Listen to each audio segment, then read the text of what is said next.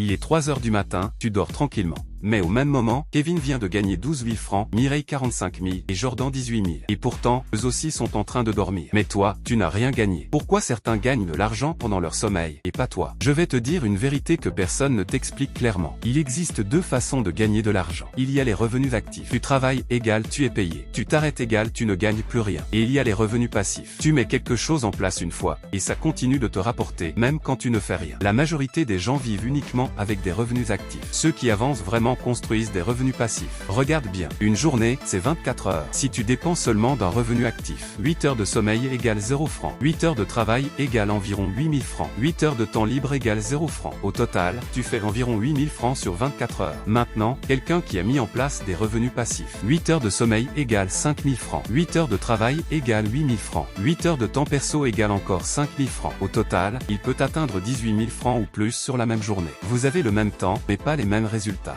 Pourquoi? Parce que pendant que tu es inactif, lui, tes systèmes continuent de travailler. Toi, tu es payé quelques heures. Lui, il est payé toute la journée. C'est ça la vraie différence. Tant que ton revenu dépend uniquement de ton temps, tu restes bloqué. Une journée ne fera jamais plus de 24 heures. Mais ceux qui comprennent ça créent des sources de revenus qui tournent sans eux. Ils construisent des systèmes qui génèrent de l'argent automatiquement. Tu veux faire pareil? Voilà comment commencer simplement. Niveau 1. Tu crées quelque chose une seule fois. Un e-book, une petite formation, un guide pratique. Tu le mets en ligne et il peut se vendre tous les jours. Tu n'as pas besoin de beaucoup d'argent pour commencer. Niveau 2. Là, tu as un peu plus de moyens. Tu peux acheter des produits et laisser quelqu'un vendre pour toi. Mettre un bien ou un matériel en location. Ou investir dans des entreprises. Ton argent commence à travailler à ta place. Le point important, c'est ça. Personne ne commence avec beaucoup. Les gens avancent petit à petit, puis ils réinvestissent. Encore et encore. Maintenant, voilà un plan simple. Phase 1. Pendant 3 mois, tu te crées un petit capital. Objectif, 100 000 francs. Tu économises, tu fais quelques services, tu vends ce que tu n'utilises plus. Phase 2. Tu construis ton premier actif. Avec 100 000 francs. Option 1. Tu prends un petit stock de produits et tu trouves quelqu'un pour vendre contre commission. Option 2. Tu crées un produit digital simple. Option 3. Tu loues quelque chose que tu possèdes déjà. Tu peux viser entre 15 000 et 40 000 francs par mois. Phase 3. Tu ne dépenses pas tout. Tu réinvestis. Puis tu recommences. Un actif devient 2, puis 3, puis 4. Et en quelques mois, tu peux atteindre plus de 80 000 francs par mois. À ce moment-là, tout change.